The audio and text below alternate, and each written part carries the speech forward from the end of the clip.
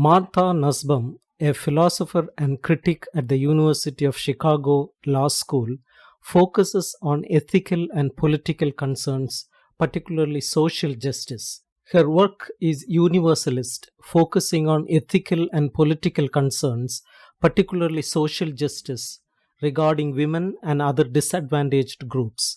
Her goal is to contribute to and articulate the ideals of universal peace, tolerance, and justice, enlisting the ethical and cognitive power of emotions in their complex connection with reason.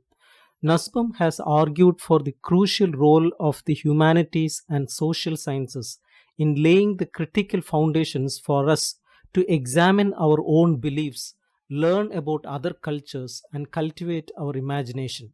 She blames the corporate control of the media for the narrowing of education to pander to mere success in the global market, which is liable to produce docile specialists who are incapable of examining political speeches or engaging in important ethical debates. She calls for a return to a conception of education as truly liberal and broad to prepare students for the tasks of citizenship and the complex task of living. Nussbaum is regretful of literary theory's return of the public intellectual self isolation from the public sphere. She notes that despite literary theory's keen interest in philosophy, this interest has been limited to epistemological issues and displays an alarming absence of ethical issues such as the central ethical and political questions of human life. This absence is all the more remarkable given that great literature itself does not raise these questions. Nussbaum attributes this absence to factors such as Kant's aesthetics, early 20th century formalism, Kantian and utilitarian ethics, which themselves frowned on any dialogue with imaginative literature. Nussbaum proposes a joining of literary and ethical theory which would benefit both disciplines.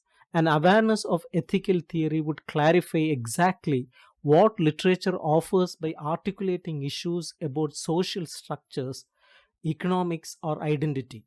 More importantly, she observes that many intellectual disciplines such as economic, legal, and psychological theories are shaping the private and public life of our culture. In her book Poetic Justice, The Literary Imagination and Public Life, Nussbaum explores how a literary vision can challenge mundane economic norms. She argues that the literary imagination, as suggested by Charles Dickens's novel Hard Times, is subversive and offers a different version of the world than political economy or rationality norms. Nussbaum sees the literary imagination as a public imagination operating not only in personal life but also in the public sphere, informing our vision of larger issues involving class and nation. Nussbaum challenges the objections usually levied against literature or the imagination, such as its unscientific, irrational nature and lack of legal or scientific impartiality. She believes that emotions, properly used, provide a guiding foundation for rational thought, and the ability of literature to imagine alternative conditions is an essential component of democratic thinking. Good literature forces us to place ourselves in the situations and perspectives of others, disturbing and undermining conventional pieties. Drawing on Wayne Booth's insights in his book The Company We Keep, An Ethics of Fiction, she stresses that reading is ethically valuable because it demands critical immersion in one's own developing views and those of others. Reading is thus an activity well suited to public reasoning in a democratic society.